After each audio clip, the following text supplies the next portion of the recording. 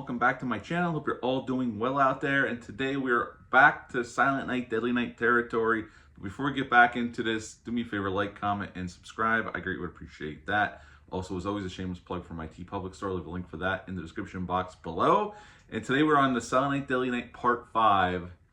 The Toy Maker. We made it through this little box set that Lionsgate and Vestron put out a couple years ago with 3, 4, and 5. And actually they did a nice job with the presentation on here, I will say, for physical media.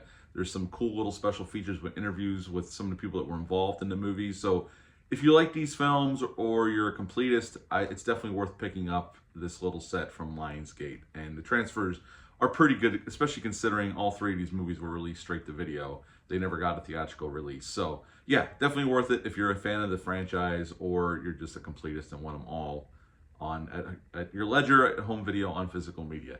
Now this came out back in 1991, about a year after the last one. It's rated R. It's an hour and 26 minutes long. We have a brand new director, although Brian Yunza did stay on as a co-writer and a producer on this film.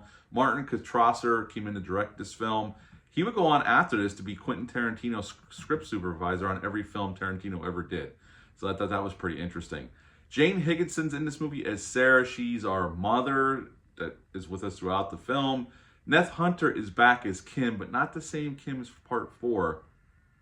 But she's a friend of Sarah. She's a neighbor as well. Mickey Rooney is in this film as Joe Petto. Yes, this does have to do with Pinocchio and Geppetto. That's why the name is Joe Petto. He owns a toy store in town. And Mickey Rooney, is odd that he was in this movie considering he wrote a letter condemning the original Silent Night, Deadly Night. But then he came in to do this film. Now this was towards the tail end of his career, but he was a legend in the business, did many, many films and whatever. And he's in this film. And Brian Bremer is in here as Pino or Pinocchio. And pretty much this movie is, we have this young boy who sees his father get killed on Christmas Eve by a killer toy, and then he stops talking. And now his mother's trying to smooth it over, try to get him to come back out of his shell. And we're introduced to the toy maker, or the toy store owner, Joe Petto, and his son, Pino. And weird stuff is happening. And there's this other guy around who's buying toys and at this hotel room he's staying and inspecting them.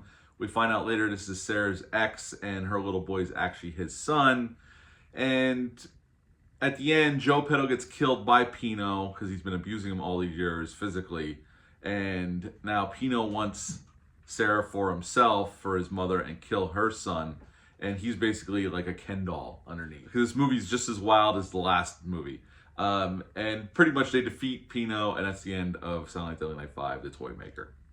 What to like about this film? Well, I think the acting, Jane Higginson's pretty good here as the mother Sarah. She really is. Neth Hunter's good coming back as Kim.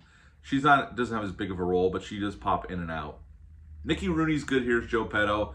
It seemed like he was given a good performance. It didn't look like he was looking down on the material, considering his history with the franchise condemning the original film. And I think Brian Bremer is pretty good as Pino as well. And there's an interview on the disc from him as well for this movie. This movie's just as crazy as the last one. It just goes in a totally different direction. Basically, this kidnapping kind of psycho toy maker, toy store owner, and his doll son. And they definitely went with the Pinocchio angle on this one. They were very heavy-handed. They weren't trying to hide it with these names. And when he reveals himself at the end, I mean, it's a cool effect. Screaming Mad George came back again to do the makeup effects.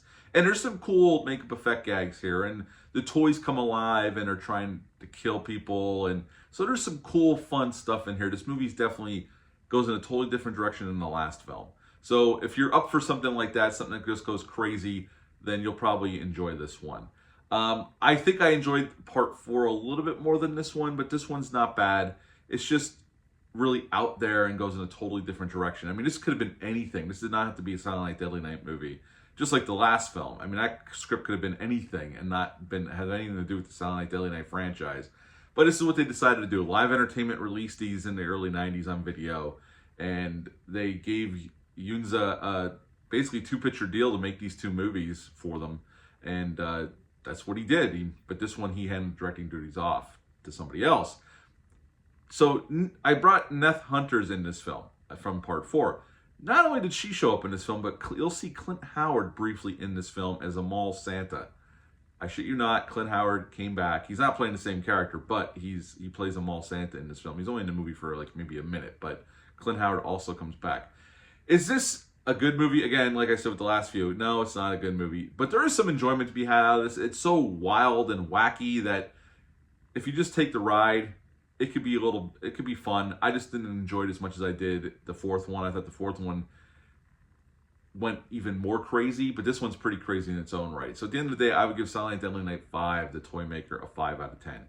5 out of 10 for Silent Night Deadly Night 5. Have you ever seen this one? Leave a comment down below. Let me know. Hit the thumbs up. Hit the subscribe button. Share this video. I greatly would appreciate that. I am going Thursday night to see the new Silent Night Deadly Night movie. I'll review that one, and then we'll do a ranking video of the whole franchise, and then we'll be done with the Silent Night Deadly Night franchise for now. But until next time, bye.